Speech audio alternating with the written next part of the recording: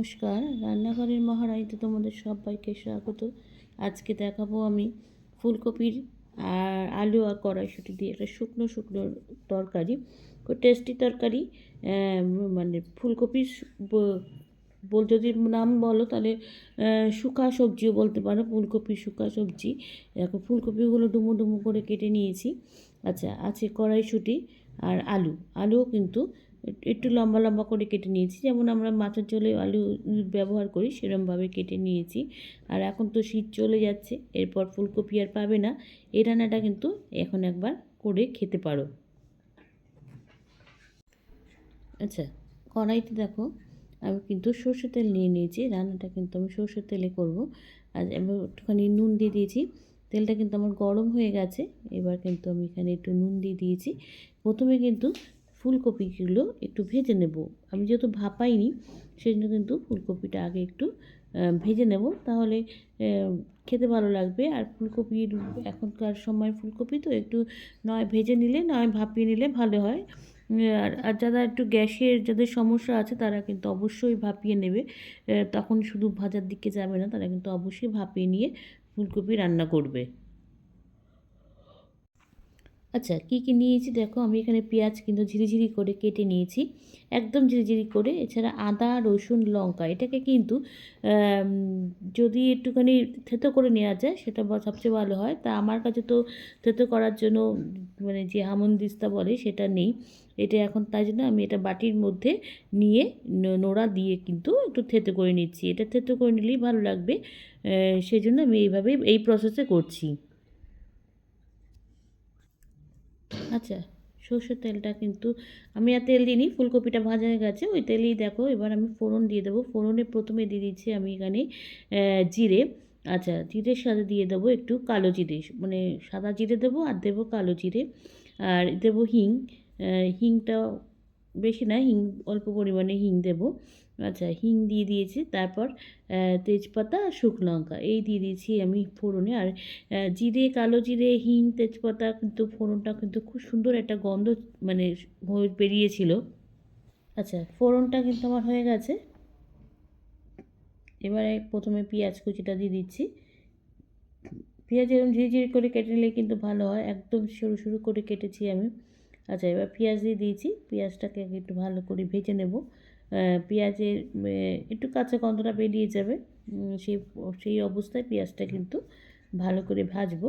এবার তার মধ্যে কিন্তু যে আদা, রসুন আর লঙ্কাটা থেতো করে রেখেছিলাম সেটাও দিয়ে দিয়েছি, কেন একসাথে ভাজলে ভালো হয়, যেহেতু রসুনেরও একটা কাঁচা গন্ধ আছে সেই জন্য। আচ্ছা, এবার দেখো পেঁয়াজটা আমার এটা কেন পেঁয়াজ, রসুন সব কিছু কিন্তু আমার একটু ভাজা হয়ে গেছে। এবার আমি প্রথমে আলুটা দেবো, যেহেতু আলুটা কিন্তু আমার সেদ্ধও না আর আলুটা কিন্তু ভাজিও নি, তার জন্য কিন্তু সবার প্রথমে আলুটাকে আমি দিয়েছি কড়াইতে। আলুটা এবার পেঁয়াজের সাথে ভালো করে মিশিয়ে নিয়ে আলুটা কিন্তু মানে ঢেকে ঢেকে সেদ্ধ করব, তাহলে জল দেব না। জল না দিয়ে রান্না করব, তার জন্য কিন্তু রান্নাটার নাম শুকনো শুকনো সবজি আর কি, সেই জন্য। এবার এটাকে ঢেকে ঢেকে রান্না করব। দেখো এবার এর মধ্যে নুন দিয়ে দিয়েছি আর হলুদ দিয়ে দেবো, পরিমাণ মতন হলুদ দিয়ে দেবো। নুন আর হলুদ দিয়ে এটাকে এবার ঢেকে ঢেকে রান্না করব। আচ্ছা, এবার ঢাকনাটা খুলছি। ঢাকনাটা খুলে দেখছি আলুটা সেদ্ধ অত হয়নি এখনও, আরও হবে, সেই জন্য এটাকে একটু ভালো করে নাড়িয়ে নিচ্ছি মশলার সাথে। আচ্ছা, এবার দেখছি আলুটা সেদ্ধ হয়নি, আর একটু হবে আরও। এরপর কিন্তু এর মধ্যে আমি প্রথমে ফুলকপিটা ছেড়ে দেবো। ফুলকপিটা শুধু একটু হালকা করে ভেজে নিয়েছিলাম, সেই জন্য এবার একটুখানি প্রথমে ফুলকপি দিয়েছি। এবার দিয়ে দিয়েছি টমেটোটাকে টুকরো টুকরো করে কেটে নিয়েছিলাম, আর কড়াইশুঁটি, এসব কটা কিন্তু এবার দিয়ে এবার এই যে মানে পেঁয়াজ, আদা, রসুন, লঙ্কার যে মশলাটা তার সাথে মিশিয়ে নেব। আচ্ছা, এবার দেখো এর মধ্যে আমি এবার ধনে আর জিরের গুঁড়োটা দিয়ে দেবো। আমি যেহেতু দুটো একসঙ্গে মিশিয়ে রেখে দিই, সেই জন্য কিন্তু এটাকে একসঙ্গে আমি রান্নায় ব্যবহার করি। ধনে আর জিরের গুঁড়ো দিয়ে দিয়েছি। আর এর মধ্যে এবার একটুখানি কাশ্মীরি লাল লঙ্কার গুঁড়ো দেবো, এমনি লঙ্কার গুঁড়ো না কিন্তু কাশ্মীরি লাল লঙ্কার গুঁড়ো দেবো। দিয়ে এবার এটাকে আবার এই মশলার সাথে সবজিগুলোকে মিশিয়ে নেব। আচ্ছা, এবার থালাটা তুলছি, ঢাকনাটা তুলে দেখছি সবজিটাও সেদ্ধ হয়েছে নাকি। আলুটা সেদ্ধ হলেই কিন্তু হয়ে যাবে মোটামুটি, কপি সেদ্ধ হতে তো সময় লাগে না। আর কালারটা কি দারুণ এসেছে দেখো, দারুণ দেখতে হয়েছে। আর টমেটোটা লাস্টে দিয়েছি বলে ওটা পুরো সেদ্ধ হয়নি, খুব সুন্দর হয়েছে দেখতে, রঙটাও কালারটাও খুব সুন্দর এসেছে। আচ্ছা, এবার খুব ভালো করে মিশিয়ে নিচ্ছি, নিয়ে এবার একটুখানি দেখে নেব আলুটা সেদ্ধ হয়েছে নাকি। তাহলেই বুঝতে পারবো যে আলু রান্না প্রায় আমার হয়ে, আলু সেদ্ধ হয়ে গেছে, রান্নাটাও কিন্তু আমার হয়ে এসেছে। আর একটুখানি ঢেকে দেবো, দিলেই কিন্তু দেখো আমি একদম জল ছাড়া রান্না করেছি, সেজন্য কিন্তু একটু সেদ্ধ হতে একটু সময় লেগেছে। আচ্ছা, এটা কিন্তু আমার হয়ে এসছে। এবার এখানে একটুখানি ওপর চিনি দিয়ে দেবো, চিনিটা স্বাদ অনুযায়ী দেওয়া দেবো, মানে জাস্ট একটুখানি রান্নার ব্যালেন্সের জন্য। আর ওপর থেকে ধনেপাতা কুচি ছড়িয়ে দেবো, দিলেই কিন্তু আমার এই ফুলকপি আলুর শুকা সবজি আমার কিন্তু একদম রেডি হয়ে যাবে।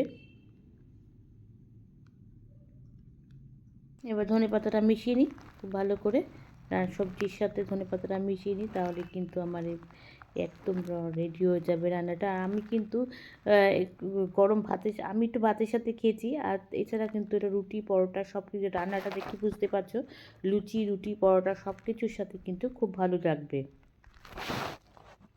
আচ্ছা, আমার একদম রেডি হয়ে গেছে আলু ফুলকপি শুকা সবজি। তোমরা কিন্তু এভাবে বাড়িতে একবার ট্রাই করে খেয়ে দেখো। শীত চলে যাচ্ছে, এরপর কিন্তু আর ফুলকপি পাবে না। এবার এখন একবার করে খেয়ে আমাকে জানিও লাইক কমেন্টস আর শেয়ারের মাধ্যমে। তোমরা যারা আমার চ্যানেলটাকে সাবস্ক্রাইব করে আমার সঙ্গে রয়েছে, তাদের জন্য রয়েছে অসংখ্য অসংখ্য ধন্যবাদ। যারা এখনও করোনি তারা প্লিজ চ্যানেলটাকে সাবস্ক্রাইব করে আমার সঙ্গে থেকো। তোমরা সবাই সুস্থ থেকো, সাবধানে থেকো, ভালো থেকো। চলি, টাটা।